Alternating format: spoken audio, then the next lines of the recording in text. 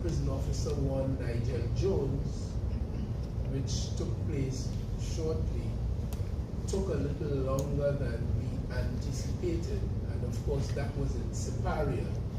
So we had to make our way swiftly but safely to this location, and as a result you were detained a bit, and we thank you profusely for your patience. Today I have with me the very distinguished de facto Commissioner of Police, Mr. MacDonald Jacob, who, as you know, holds the substantive rank of Deputy Commissioner of Police, and who is filling the breach as leader of the police service until such time as something else occurs in respect of the work of the Police Service Commission, that having been recently constituted, and I am aware that they are on the job. I intend to have, and he should be joining us shortly as Commissioner of Prisons, the relatives and the officers who were all in bereavement, and in some cases that manifested in out and out tears. He would have been detained a little longer than we did by virtue of his closeness to the prison service and the engagement with it. So he should be joining us very, very shortly. That is Mr. Dennis Purchai, the Commissioner of Prisons. Yesterday and today, we all shared Seret, and the other today, Nigel Jones, both reported to have been very efficient, hard-working, loyal prison officers, as well as husband, father, brother, son, and we lost them both to very murderous attacks by yet unknown persons. There was a third attack on a prison officer, which makes it quite justified for the prison service, especially since they lost about 28 prison officers over the last 10 years in similar circumstances. Makes it quite justified for them to think that the prison service is being singled out for attack by the criminal element. And that is perhaps because of the nature of their jobs. While you and all of us are going about our other business, prison officers must 24 hours a day be actually in close contact with, to manage, to organize, to keep on schedule those who the operation of the laws of Trinidad and Tobago and the Constitution of Trinidad and Tobago and the prison regulations demand of the prison officers to administer. So they're in daily contact with them to say when you must have your shower, when you're going to be fed, whether you should have a cell phone in there with someone sneaked in, or whether you brought it in while you went to court. That hasn't happened for a while because of COVID and so on. But the bottom line is, you have men in the prison, and to a lesser extent women, a far lesser extent, who are not prepared to submit themselves to the authority of the state and believe they could kill you, kill me, kill relatives, commit crime, burn down people's place, rob, rape, take what is not theirs. And when the operation of law transpires and the police charge them and the court remands them or commits them to a term of imprisonment, they still refuse to adhere to the rules and submit to the authority of the state. They want to break out. And that is not new. That is as old as Methuselah. It has happened in other countries, right here in the region. It happened in Trinidad on the 24th of July 2015 by yet unexplained methods. Guns and a hand grenade were secreted into the Port of Spain prison at Frederick Street, and they were used to break out of the jail, and they did it successfully. The grenade did not detonate from the reports that are available to me as chairman at the time of the Joint Select Committee of the Parliament on National Security. I had to deal with some of these issues, so I'm intimately familiar with the details.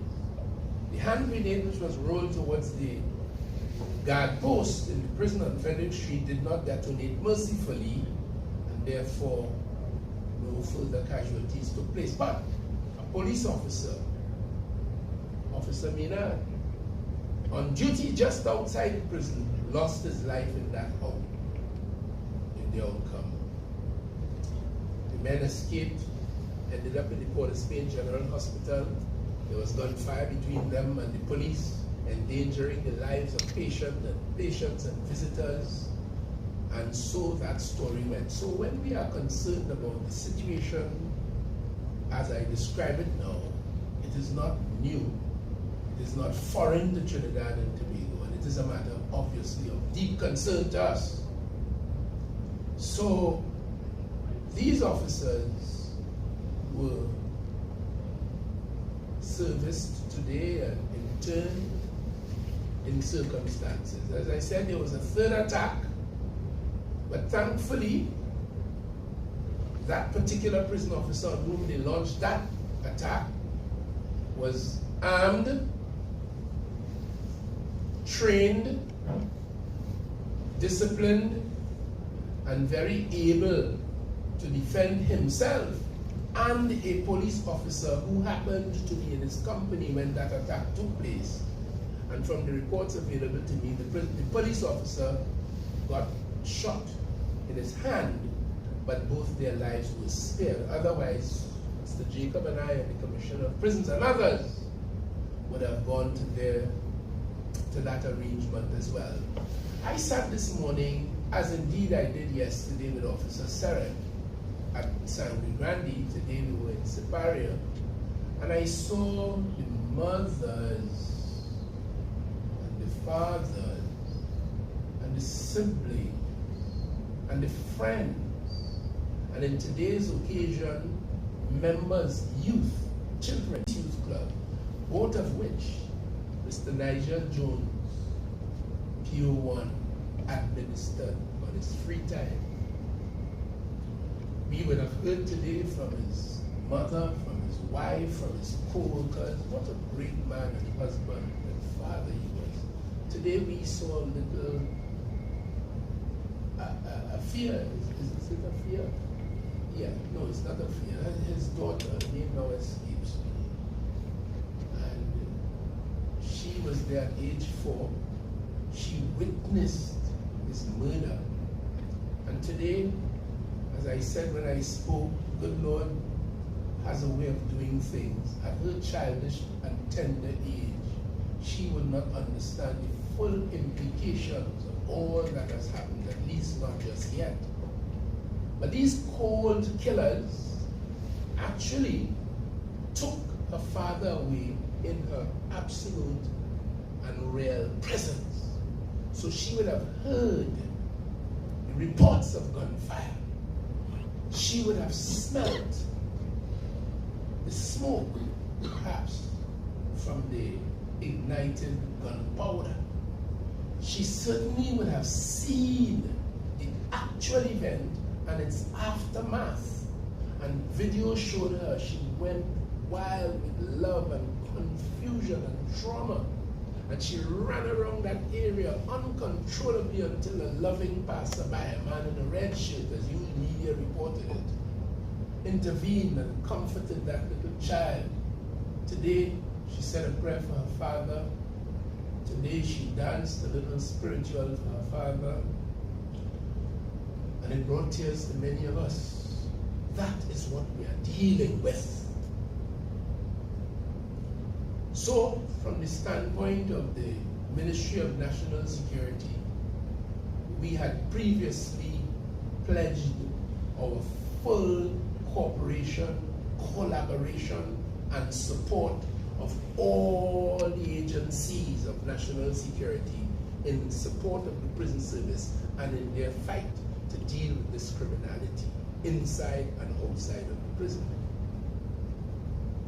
We did so because we, at the level of the National Security Council, we at the level of the Parliament, we at the level of the government, I at the level of minister, understand that those attacks are not an attack simpliciter. They are an attack not only on the prison service, but an attack on the state. Because they are intended to disrupt the operations of the prison and the state, and to break down the effectiveness of law enforcement to do its work. It's a very serious business. In fact, in some places, and even here, some people consider this is quintessential terrorist activity, because terrorists do what they do, sometimes for political and other reasons, to disrupt the smooth operation of the state and to interfere with your peace, your safety, and your security. Quite serious. And as a result, a long time ago, we took the decision that we must apply all the state resources in dealing with this. The one thing that criminals have against you, the citizens of this country, and against even law enforcement everywhere in the world, is that they always have it in their hand and in their power to choose when they will launch their attack and where. So they often take you by surprise. When you're just going to pick up your child, or when you're just opening your gate to go home at 10 o'clock in the evening after a hard day's work, or when you are in your bed asleep, or as soon as you come out of the bank, Mr. Businessman, with the week's salary for your workers or the month's salary, or you with your nice fancy car and your fancy jewelry, they pick their time and their place. They have that advantage on us. So as professionals, the police officers, the defense force, the prison service must understand that all of their training must come to bear. They must be alert all of the time. This is no time to be hanging about the place. It's unfortunate. It interferes with your rights, your freedom. And this is why we say this is an attack on the democracy of the country. But he, Mr. Jones, was carrying his... Thank you. And we do understand your reason for your marginally late arrival, because you had business at the funeral service, and we appreciate that. Thank you. So, they picked their time. So some may wonder, if it happened before, how it happened again. Well, they picked their time. They picked their time. But generally speaking, driven by intelligence, I am assured, as Minister of National Security, that the prison service and all its operators, the police service and all its operators, the Trinidad and Tobago Defense Force and all its operators are on high watch, high alert, conscious, based on the intelligence and the activities of the society generally, that they need to be watchful all of the time. And they need to be responsive to the calls and the cries of the citizenry all of the time, in matters small, medium, or large.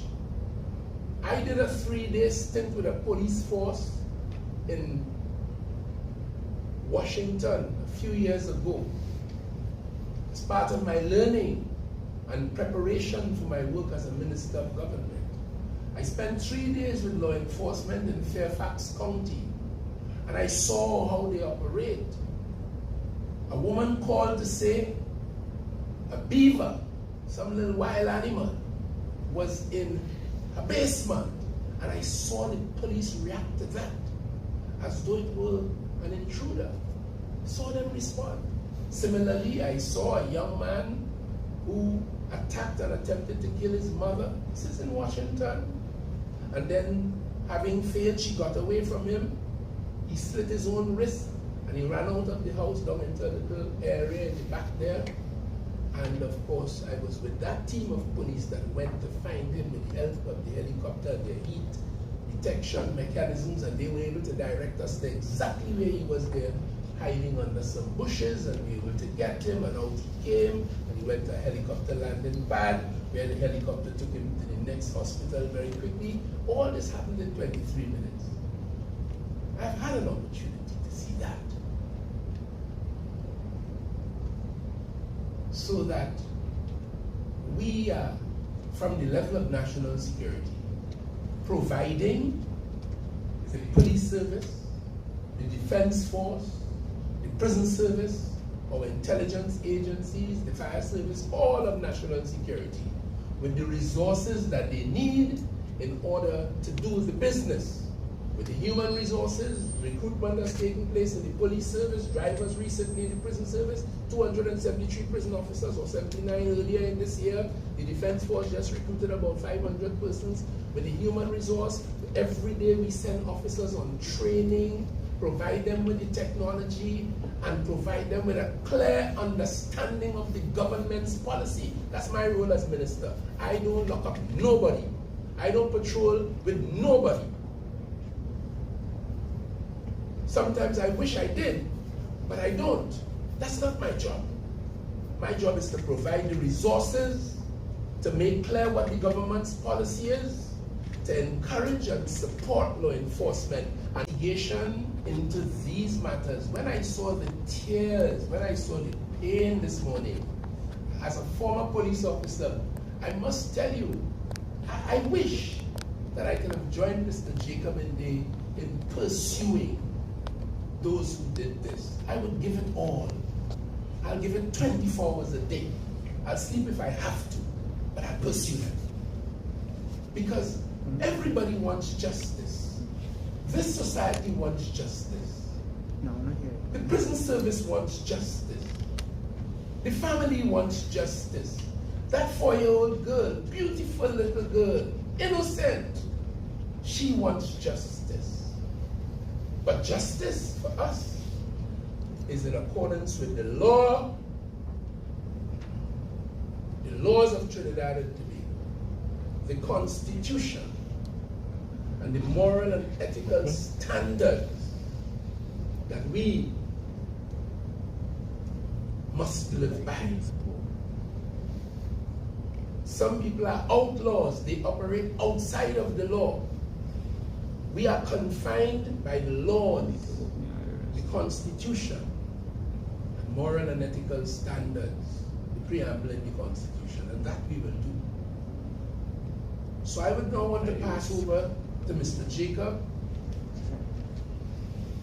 who will give us an indication as to the state of affairs with those investigations, because on behalf of you, the public of Trinidad and Tobago, I conveyed to him, I conveyed to the prison commissioner, because he has a team working closely with the police service in this.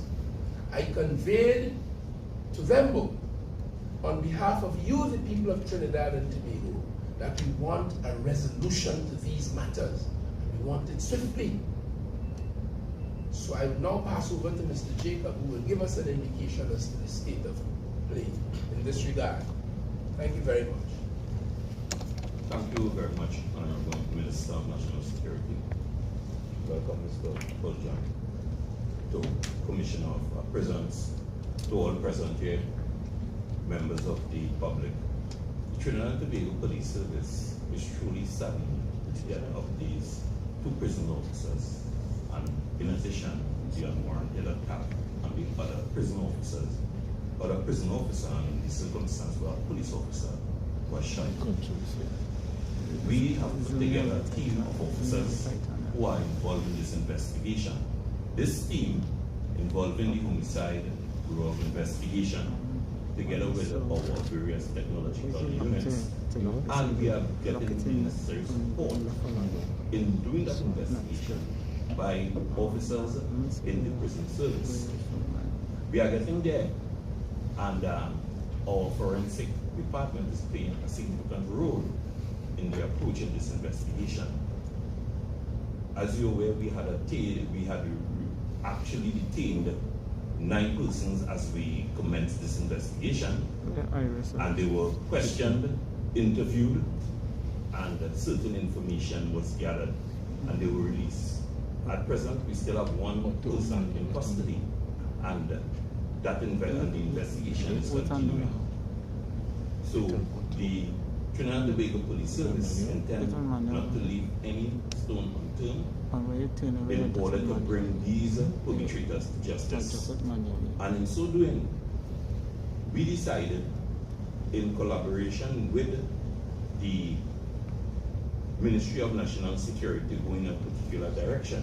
And I just want to make this official statement here, that over some time we have observed the members of the Trinidad and Tobago Prison Service have been violently attacked. The latest being the senseless murder of prison officer Trevor Serrett and prison officer Nigel Jones. The Trinidad and Tobago Police Service condemns in the strongest possible way these acts of violence perpetuated against officers of the state. The TTPS is aware of how these officers were actually dedicated to their duty and the way they made the various sacrifices that the officers in all the various protective services normally carry out themselves. And this is to ensure the safety and security of the citizens of Trinidad and Tobago. The Trinidad and Tobago Police Service has collaborated with the Ministry of National Security to offer a reward for anyone who can provide information that will lead to the arrest and prosecution of the suspects involving these crimes. An award of $500,000 will be offered for any information that leads to the successful arrest of these perpetrators.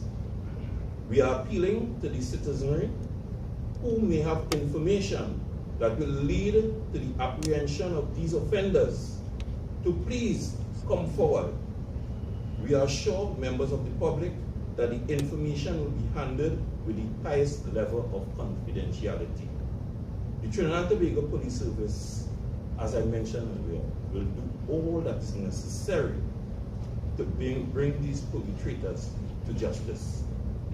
Again, we have reached a particular stage with our investigation, but whatever additional information that can assist us, we are looking forward for persons to come forward.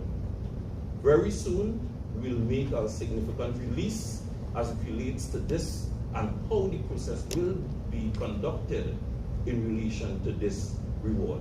So again, thank you very much, and we are looking forward for the support of the citizens of Trinidad and Tobago. So thanks a lot, Mr. Jacob. And we are now available to you for any questions you may have.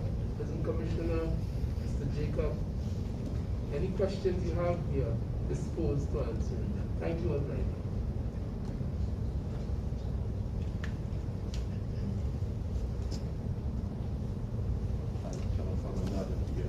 Sorry? Now, we're seeing that these measures seem to be a bit reactionary. You've had prison officers being killed year after year. Sometime ago, you mentioned the break. Now, the Prison Association has been calling for firearms for officers, and again, it's reactionary. And besides being handled, it has to be that these prisoners are getting involved somehow. It's either through cell phones in the prison, because we really have received phone calls from prisoners in the past. It has to be that there has to be somebody's bringing these cell phones to them. So where's the investigation into how these things, how these communications are leaving the prison? I mean, because everything here is reactionary. What is being done to stop further attacks and further acts of crime within the prison system itself. Is it that prison officers are culpable as well? Okay. Well, yes. Before I ask Mr. Kulchan to answer your specific question, I heard you describe it as reactionary. Well, in some ways, when a crime is committed, the response must of necessity be reactionary. It's a response to something that has happened.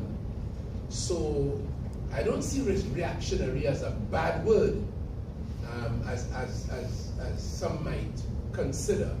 But let me pass on the question to Mr. Kulchan. I'm sure he will provide you with an answer. Thank you. Your question, sir? Good afternoon to the media. Good afternoon, Shannon Senego. Let me just say that in the last 20 years, we have lost 28 officers. What we have been doing so far, I've taken up mantle as Commissioner of Prisons from January 28th. We have formed the various groups where we have started searching members, any member who enter the prison service, any member who enter any institution, any visitor to an institution, we are conducting searches. We have arrested pretty close to 18 officers so far, found with contraband.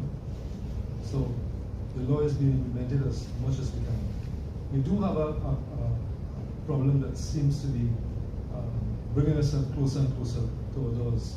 One of technology, where drones seems to be dropping packages within our prison. And that's one of our problems that we are grappling with. And I guess solutions is on its way because we are working with other agencies to resolve this issue at this point in time.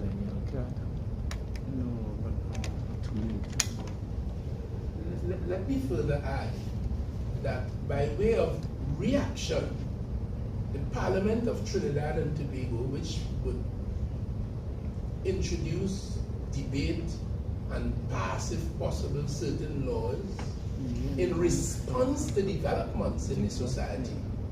Because laws are organic and laws grow as a consequence of the need in the society. The lawmakers respond by creating laws to deal with things that may not have happened before. 40 years ago, the question of cybercrime was not an issue. Today, we have to deal with that legislatively to allow law enforcement, a legal framework to counteract any illegalities. In that regard,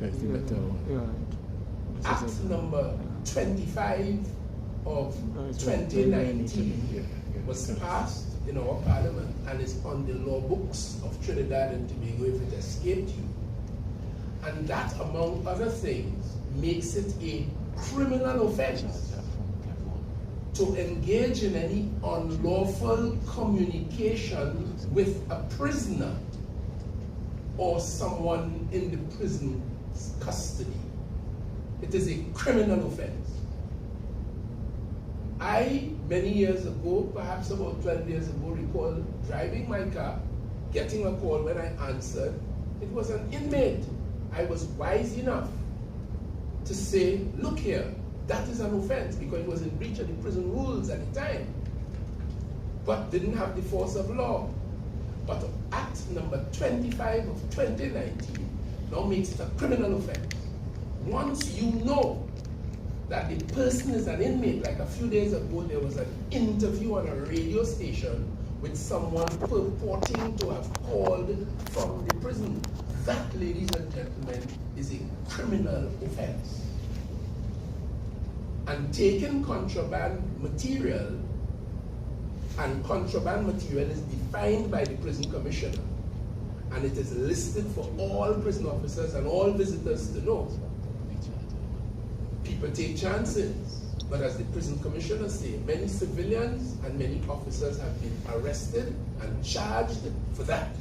And of course, the government's policy, recognizing how dangerous it is for officers to be making communication equipment available to prisoners who can call shots on the outside, as we put it colloquially, understanding the seriousness of this as a matter of government's policy, imposes on the police service and on the prison service the policy to keep the jails free of that kind of thing. And the law of which I just spoke is reflective of an understanding of that. So that's well. Maybe Minister, you could answer this question as well, Mr. Butcher. In terms of drones, now, question in the operation here.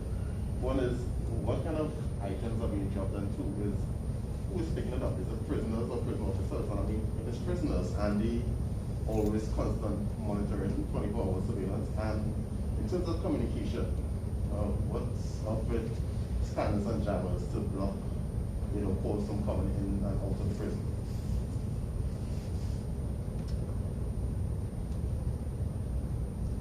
I'll start with the last question first. Grabbers and jammers are an equipment that is operated by a separate agency of the prison service. I can't speak much on that. What I can tell you is that we have had instances where we have caught drones. We have done examination on drones, and we have found evidence there that could almost lead to an arrest. We also find a lot of information there. Drones carry payload. We have found about 4 cell phones in packages carried by drones. Sometimes they flew to windows. Yeah. And so in other words, so the prison officers might see it, but there are times when you don't catch it. No, not every time we can detect it. We don't have detecting devices in place.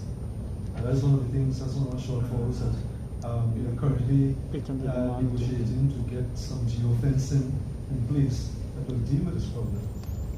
But in terms of the grabbers and jammers, are they functional? I mean, are they blocking? I can tell you, sir, that the grabbers and jammers are tools and equipment of another agency. I guess it is functional. So then, based on what you've seen, how do you think these communications are leaving the prison? Because besides police officers, you've had murders of state witnesses, and you've been hearing that these shots have been called from within the walls of the prison. And before you go there, we're also getting reports that another prison officer was threatened in the last 1 hours. Can you tell us about that? Yes, shots have been called from the prison, specifically a particular part of the prison, National Security Prison. And what we have been doing, is conducting daily searches. We have checkpoints at the various parts of the prison. We have an entire unit that is designed to search and seize items, and that is being done right now. But like in all jurisdictions over the world, I think that's a problem that all prisons are grappling with. The illegal communication devices, the illegal communication that is done by inmates. And I know there was a call by the Prison Officers Association, prison officers now, and some time ago, that we were looking at to officers. I mean, is this continuing, and is there an issue with, issuing all prison officers with firearms? I mean, is it advisable? What's going on? Well, as it relates to the issuance of FULs, right, the prison officers will apply just like any other citizen of Trinidad and Tobago, and they go through a particular process. But however, there are other processes within the prisons, right, where the prison commissioner has a certain amount of powers, and he can do particular things. And he may respond now in relation to that, but once we have our FUL aspect of going, they can apply. And during the past years, we have issued several prison officers, right, with their FUL, the firearms license. And that will continue as things take off in relation to the whole aspect of the appointment of acting commissioner. Or commissioner. Hi, good afternoon. Tara Gittins from the Trinidad and Tobago Newsweek. Mr. Fulton, if you could just clarify within what period of time those 18 officers would have been arrested, and Mr. Jacob, if possible, would you be able to give an update on the financial audit which was started after the contracts of several prisons or more recently terminated by the TTPS? If I may, before these gentlemen on that question, the financial audit of which you spoke was instituted by the government of Trinidad and Tobago, a decision of the cabinet through the Minister of Finance. As a part of that cabinet team, I can tell you, it bore no relation to the termination of contracts of anyone. So the link you have just made between those two matters does not exist. It was the decision to conduct a financial audit, as the Ministry of Finance does with state agencies in the public interest, on the basis of accountability all of the time. But to suggest that it had any links to do with that particular thing, that does not exist. Let me just make that elusively, especially being in San Fernando, remembering the great and proud spirit and contribution of the former MP and Prime Minister. Mr. Manning used to use the word elusively rather often. So let me make it elusively clear. There's no such thing. Mr. Jacob. Well, you got your answer, right? I did. Right? It's like, I'm telling him we got his answer. Yes, thank you. Yeah. President, yes, man. I'm speaking from 2019, 2020, and 2021. We have had quite a lot of suspension during that period of time. So once you are caught doing trafficking or involved in illegal activities, due process takes place. Commissioner Polchan, Senator Article in TV6, the issue with the examiners, you're saying that's done by a separate entity. But aren't we paying for that? Is it enough to just say you're not sure if it's working or if it's effective for something that could possibly help the situation? No, I'm not saying it's not working. I'm saying the authority for the grabbers and jammers is held with a separate authority, a separate agency. I do believe it's working because that agency is cooperating with the Trinidad and Tobago Prison Service and the police service as well. So let me say that, yes, they are administered by another agency. They are working, but I'll tell you, there's a constant battle with technology. People do different things, people try new things, and the technology has to cope with that. Sometimes when we first put in those jammers, there were some issues with them because it not only affected the prison, but it affected households in the neighborhood. And then, as the technology changed, there were some little technological issues and challenges, but they are working and they do contribute to the effort. But of course, with the advent of drones and being able to identify drones and to destroy drones, those are advanced or more recent technologies and capacities. So the struggle continues because those who intend to transship drugs across continents, from South America through the Caribbean to North America to Africa and all over, they are very, very ingenious people. Prisoners are some of the most ingenious people. They have a lot of time to sit and think. Recently, the commissioner reported to us that in a certain section of the MSP, they were throwing salt in the locks because they know, like any basic understanding mind would, that salt does corrode metal and lubrication and interfere with the functioning of locks. I visited a prison in the United States and I actually met a team of experts working on trying to create locks into which prisoners couldn't urine because they were urinating inside the locks with an understanding that the salt in the urine would corrode those locks. They're very ingenious. They bore holes different places, they use different things to make as instruments. They are the most, they volt things, they get large objects inside of aspects of their orifices of their body in order to get it into the jail. People carry around drugs in their stomach and pellets and all kinds of things. So it's a constant fight that requires commitment, will, professionalism, and the technology that is required in today's world. That's what it is. DCP Jacob, can you tell me or give the public some kind of assurance in terms of this reward? You know, how can they feel comfortable to come forward with information, seeing that prison officers, some armed with, guns? What kind of assurance can you give them to come forward to give information? You didn't give us an idea as to what platforms they can reach out to give this type of information to the reward just announced. Well, as I mentioned, I said that we will be doing a release shortly that will indicate and assist the public in the manner in which it will be done. So very soon we will make that release to indicate, and I can assure the public that it will be safe and so on, and the question of any leakage or anything that will not exist, we want to give them that confidence. Right? It will be in a similar platform that we operate in relation to Crime Stoppers, but it will even be on that to ensure that the persons who are willing to give that information will be safe. You also feel a COVID-related question? Say again? And you also feel a COVID-related question? No, I would rather if you direct that to the Minister of Health. With regards to security. Oh, I see. Yes, what is it? So I will ask you, Mr. Hinds and the DCP. So one is, how do you feel about the police enforcement of the COVID-19 rules, especially now that almost everything is open up now? Especially now that we're hearing and seeing that bars, especially in rural areas, are filled on weekends, social distancing and everything taking place.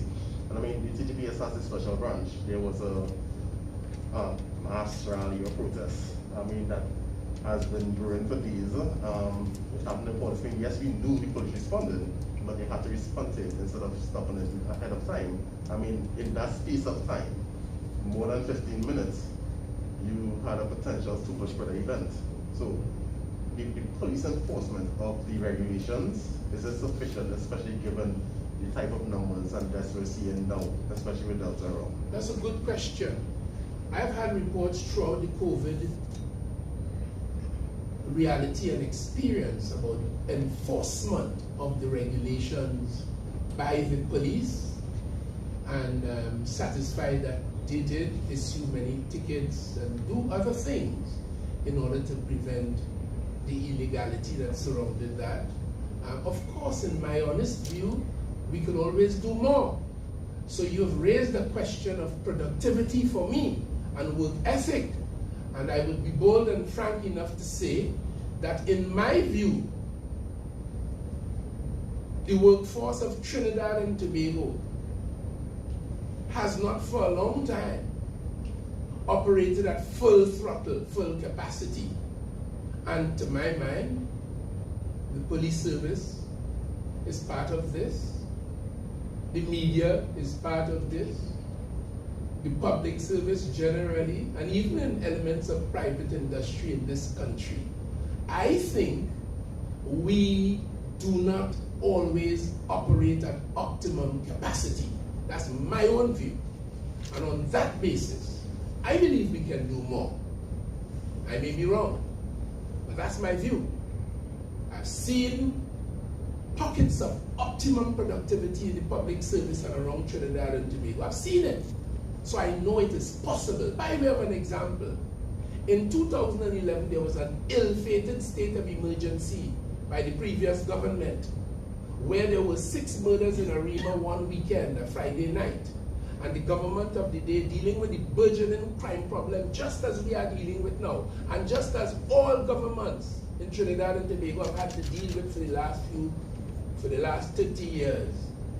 I watched some old newspapers last week, and I'm seeing headlines, 2008, 2007, amazing. The same problem, crime, because crime is a function of human conduct, sin, evil, greed, wickedness, murderousness. So this thing about headlines is not new. A state of emergency was launched in order to deal with crime by that government in 2011 it was. And during the period of that state of emergency, I should never forget, I saw the Trinidad and Tobago Police Service go out there and execute 8,000 warrants that had apparently been sitting down cold and dormant with cobweb for a long time. So I always take it that that was an example of how the police service can do it if they wanted to.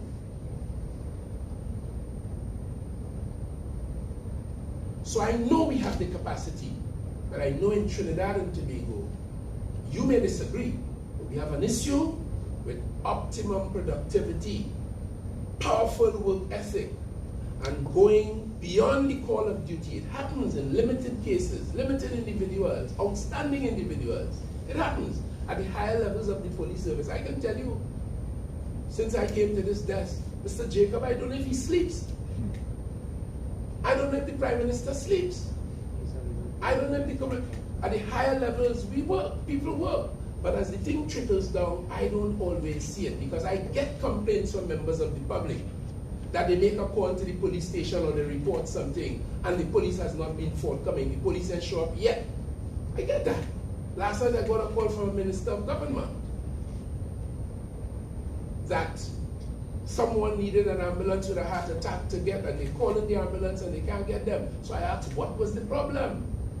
And then she told me, reminded me that in this COVID madness, all the ambulances were on the move, and I can understand the health sector is becoming stressed because, again, people do not want to realize and accept that the first vaccination, the first COVID regulations is you, the individual, your own self-protection, your own good sense, and selflessness. To keep on your mask like I put it on mine now. To sanitize as I did enter in this building. To maintain distancing as we are doing here. Those are the basic things that will prevent the virus from jumping from one person to the next. There are some basic ingredients. Even as the prison officers come under attack now, and members of law enforcement, every one of them must be their first line of defense by not walking around the place lackadaisically, being mindful of your circumstances, and reacting sensibly to it. Because there's where we are. Right, it appears as though you have exhausted all of your questions. Just one more question from me. Thank you. Minister Hinds, as we're just a bit on a tangent, your thoughts on the PNM? Well, I'm not a tangential man. 14-1 I'm a very loss in Tobago. I'm a very focused Last night? man. Yeah. I'm But just your thoughts as a government man. minister. You want me, huh? Just your thoughts on the PNM defeat of the Tobago THA election last evening. Well, the PNM is a long-standing giant in the political industry of Trinidad and Tobago, the Caribbean, and the world. We are 65 years old. We've been fighting elections from 1956, when in our first outing as a PNM, we won 13 out of 24 seats in the then Legislative Council, which is now called the Parliament. We have a track record of 25 straight years in government. That PNM, outgoing PNM administration in Tobago was in office for 21 straight years. We have gone places, done things that no other political party has or is likely to do in this country. As a friend of mine, a certain Mr. KJ tells me, you win some, you lose some. We have fought elections and we have won handsomely. There was a time when in 12 seats in Tobago, PNM won every one. We lose some. We've been in opposition. And we revitalize ourselves, rearrange our policies, repackage, rebrand, and we come again to you, the people of Trinidad and Tobago. So much so that for 78% of the life of Trinidad and Tobago as a nation state, we have been chosen by you, the people of Trinidad and Tobago, to be the government of Trinidad and Tobago. A proud record. So, winning is not new to us. Losing is not new to us. We even tied. We had an 18-18 here in a 36-seat parliament. We had a 6-6 in January in Tobago. We won a seat in San Fernando here by a local event by one vote. We called the man who won it one vote Lynch. So we have a proud record. So as to answer your question about how I feel, par for the political cause. The people have spoken, we deal with that. We regroup and we'll come again because we are the PNM. But I'll tell you one thing. It is the PNM that brings stability and growth and development to Trinidad and Tobago. And oftentimes, when they veer away and they go down the old dirt road, they come right back to the safe, solid hands of the PNM. And that too is a matter to watch at in the not too distant future. Good luck and God bless you. I thank you very warmly. Since that was your last question.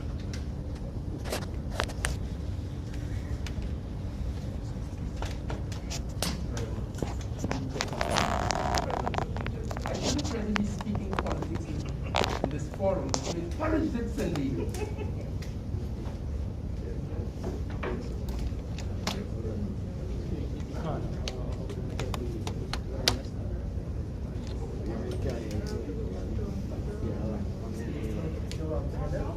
This is one of mine. I can copy from my card. Pass, huh? Ready?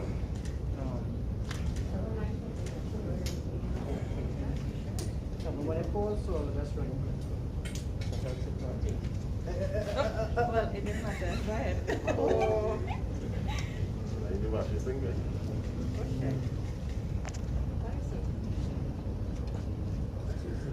For sure.